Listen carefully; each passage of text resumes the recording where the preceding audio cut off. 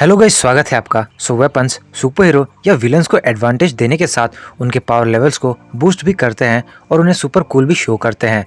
और आज इसीलिए मैं डीसीईयू के Atlan trident versus bracelets of submission versus Gungnir versus Stormbreaker की सुपर कंपैरिजन करने जा रहा हूं, जहां इन वेपन्स की ही एबिलिटीज़, पावर और फीट्स की बात होगी, ना कि इनके होल्डर्स की।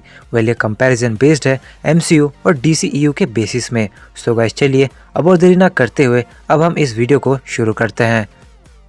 एक्वामैन ट्राइडेंट या ट्राइडेंट ऑफ एटलांटिस का सबसे पावरफुल ट्राइडेंट है, जो इसके विल्डर को 7 सीज का मास्टर बनाता है। प्लस इसके थ्रू पूरे सी क्रीचर्स को ही कंट्रोल किया जा सकता है जब ट्राइडेंट से एनर्जी सिग्नल्स निकलती है। वेल, इसे स्टील ऑफ पोसेइडन मेटल के थ्रू डेजर्टर्स ने क्रिएट किया था, जो एटलांटिस के सबसे पावरफुल एटलांटियन या उसके सच्चे वारिस के लिए था।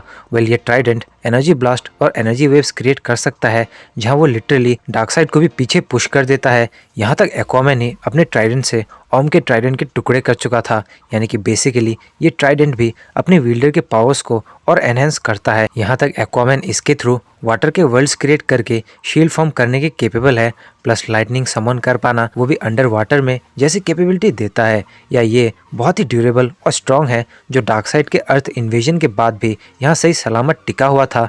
या किंग एटलांट ने इसके थ्रू पैराडेमन्स को ब्लास्ट या पेनिट्रेट तक कर दिया था। दूसरी तरफ गंगनीर एक एसगार्डियन किंग का वेपन है, जो करीब 5000 ईयर्स ओल्ड है, जिसे ओडिन के पिता बॉर, फिर ओडिन और हेला, थॉर, लोकी तीनों ही इस्तेमाल कर चुके हैं। वेल, ये भी उरु मेटल ही है, जिसमें एसगार्डियन एन्चांटमेंट्स है, जो एक भाले की तरह ही शार्प है, और ये इसके विल्डर को डिस्ट्रॉयर को कंट्रोल करने की कैपेबिलिटी देता है, वो भी 9 रियाम्स में कहीं से भी लेकर। वहीं ये डिस्ट्रक्टिव एनर्जी ब्लास्ट करने के केपेबल बनाता है, जो डार्क एल्व्स तक को डिस्ट्रॉय कर दे, या लॉफिथ तक को डिस्ट्रॉय कर दिया है इसने, और थॉर को भी डैमेज दे पाया, जिस कारण ये बहुत ही लीथल है। साथ ही ये बाइफ्रोस्ट के चाबी की तरह भी इस्तेमाल किया जा सकता है, जैसे लोकी ने किया, या ओडिन इससे डार्क पावर्स को चैनलाइज करने के लिए भी यूज़ करता है, जैसा उसने बाइफ्रोस्ट के टूटने पर थॉर को इसके थ्रू डार्क पावर्स चैनलाइज करके अर्थ भेजा। वेल, थॉर ने इसके थ्रू हेला जैसी ड्यूरेबल एसगार्डियन को भी पेनिट्रेट किया, या इसे जमीन में पटकने पर कोई भी चीज़ डिसॉल्व हो जाएगी, जैसा यहाँ फ्रिगा के डेथ के बाद हुआ। वहीं वंडर वुमन के ब्रेसलेट्स, जिन्हें ब्रेसलेट्स ऑफ सबमिशन भी कहा जाता है, जो पावरफुल और ड्यूरेबल है, जो वंडर वुमन अपने दोनों ही आर्म्स पर पहनती है, जिसे हिफेस्टस ने ज्यूस जैसे ओल्ड गॉड के थ्रू बनाया, जिसका ये immensely powerful weapon of attack और डिफेंस बनता है, जो एनर्जीज तक को एब्जॉर्ब कर सकता है, जिसके थ्रू ही वंडर वुमन एरिस के लाइटनिंग स्ट्राइक्स को एब्जॉर्ब कर फिर उस पर ही अटैक करती है, जिससे वो डिस्ट्रॉय हो गया। यहाँ तक डायना इसके थ्रू बुलेट्स तक को डॉच कर पाई नो मैंस लैंड में, या फिर इन टेररिस्ट के सामने एक ऑटोमेटिक गन के बुलेट्स को इजीली ही रोक पाई, बजाय बुलेट्स के लार्ज क्वांटिटी और स्पीड के। या ब्रेसलेट्स ने डूम्सडे के हीट विजन को, जो सुपरमैन के हीट विजन से भी स्ट्रॉन्ग था, उन्हें ही एब्जॉर्ब कर लिया। प्लस ये ब्रेसलेट्स की कोलिजन डूम्सडे, स्टेपनवुल्फ और सामने आए सभी कैरेक्टर्स को इंजर्ड कर दे। यहाँ तक कि अभी तक ये ब्रेसलेट्स इनडिस्ट्रक्टेबल ही दिखे हैं, इसके एनर्जी एब्जॉर्ब पावर्स और ढेरों हिट्स लेने के बाद भी। एटलास्ट स्टॉर्मब्रेकर भी उरु मेटल है, जो एसगार्ड के किंग का वेपन है, और ये वन ऑफ द नहीं बल्कि number 1 most powerful Asgardian weapon है। और ये बात खुद E3 ने निडावेलर में कही, जो एसगार्डियंस के वेपन्स बनाता है। प्लस स्टॉर्मब्रेकर एक एक्स यानी कुल्हाड़ी है, और इसका टॉप यानी कि हेड एक हैमर की तरह है। प्लस ग्रूट का लॉन्ग हैंडल इसे काफ़ी हैवी और ह्यूज साइज का वेपन बनाता है। और गाइस, साइज मैटर करता है, क्योंकि बड़ी साइज यानी स्ट्रॉन्ग हिट का एडवांटेज देता है, जो उसे और भी डेडली बनाता है, जो अटैक्स करने के साथ थॉर को बहुत ड्यूरेबल बनाता है, उसके बड़े से बड़े डैमेजेस और इंजरीज को एब्जॉर्ब करके। प्लस स्टॉर्मब्रेकर थॉर के पावर्स को और भी ज़्यादा बूस्ट करता है, क्योंकि ये म्योल्निर से भी सही तरीके से थंडर एनर्जी को फोकस और चैनलाइज कर पाता है। वेल, स्टॉर्मब्रेकर बाइफ्रोस्ट को समन कर सकता है, और बाइफ्रोस्ट खुलते ही यहाँ वकांडा में आसपास के सारे आउटराइडर्स मारे जाते हैं। यहाँ तक स्टॉर्मब्रेकर का एक आध हिट ही बड़े से बड़े ब्लैक ऑर्डर के शिप्स को यूं ही डिस्ट्रॉय कर देता है। या अल्टीमेटली ये इन्फिनिटी गॉन्टलेट के पावर बीम्स को भी एब्जॉर्ब करते हुए उन्हें ओवरपावर कर चुका था, जो लिटरली अनबिलीवेबल है, क्योंकि इन्फिनिटी स्टोन्स क्या क्या कर सकते हैं ये समय समय पर दिखाई है। प्लस ये एक इटर्नल थैनोस को भी पेनिट्रेट कर पाया, जो थैनोस ने खुद भी कहा तुम्हें मेरे सर पर वार करना चाहिए था, जो क्लियर करता है कि ये इटर्नल्स को भी मार सकता है।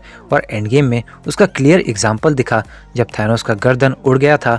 साथ ही स्टॉर्मब्रेकर फ्लाइंग कैपेबिलिटी या लेविटेट करवा सकता है इसके विल्डर को, या फिर बाइफ्रोस्ट खोल सकता है, जिससे कि इसका विल्डर कहीं भी नॉर्याम्स में तुरंत ही टेलीपोर्ट हो जाए या बायफोर्स टी खोल दे तो एक प्लेनेट तक डिस्ट्रॉय करने की कैपेबिलिटी रखता है। तो गाइस अब बात करते हैं रिजल्ट्स की। सो ये सारे ही वेपन्स लिटरली गॉडलाइक वेपन्स है जो हाईली इंडेस्ट्रक्टेबल और जोरदार स्ट्रेंथ रखते हैं।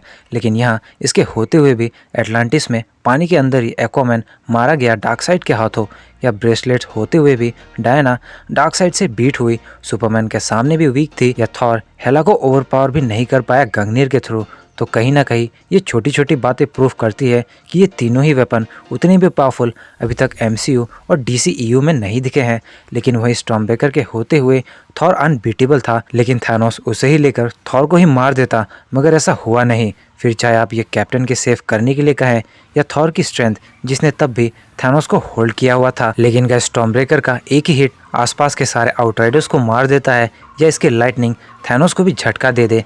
प्लस उसने इन्फिनिटी गॉन्टलेट के पावर बीम्स को ही चीर दिया, जो ये प्रूफ करता है कि स्टॉर्मब्रेकर बाकी वेपन्स में से सबसे डेडली और पावरफुल वेपन है।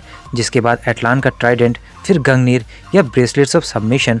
लेकिन अगर गंगनीर को ओडिन या बॉर यूज करे तो वो पॉसिबली स्टॉर्मब्रेकर के बाद सबसे पावरफुल वेपन हो, क्योंकि ओडिन के पिता बॉर ने इसके थ्रू डार्क एल्व्स को हराकर एथर तक को कब्जा लिया था। लेकिन स्टॉर्मब्रेकर ही अल्टीमेट पावरफुल वेपन रहेगा आज के इस कंपैरिजन में। तो गाइस ये थी वीडियो कुछ वेपन्स की पावर्स के ऊपर। वेल ये भी हो सकता है कि थॉर के बजाय स्टॉर्मब्रेकर थैनोस ही यूज़ करता तो मे बी इन्फिनिटी गॉन्टलेट को ओवरपावर नहीं कर पाता, क्योंकि थॉर के वेपन्स बस थॉर की पावर्स को फोकस करने के लिए होते हैं, ना कि थॉर की पावर्स वेपन्स के कारण होती है। लेकिन गाइस फिर से यहाँ एमसीयू की स्टोरी राइटिंग और पावर बिल्डअप भी एक फैक्टर खेल गई इस कंपैरिजन में। वेल अगर आपको ये वीडियो अच्छी लगी हो तो इस वीडियो को लाइक और शेयर करें, साथ ही कमेंट करके बताएं आपको ये वीडियो कैसी लगी और अगली कंपैरिजन आप किन के ऊपर देखना चाहेंगे। और ऐसे ऑसम और इंटरेस्टिंग वीडियोस देखने के लिए हमारे चैनल को सब्सक्राइब करके बेल आइकन को ज़रूर प्रेस करें। तो गाइस मिलता है बहुत जल्द अगली वीडियो में। This is your captain signing off, take care, bye bye.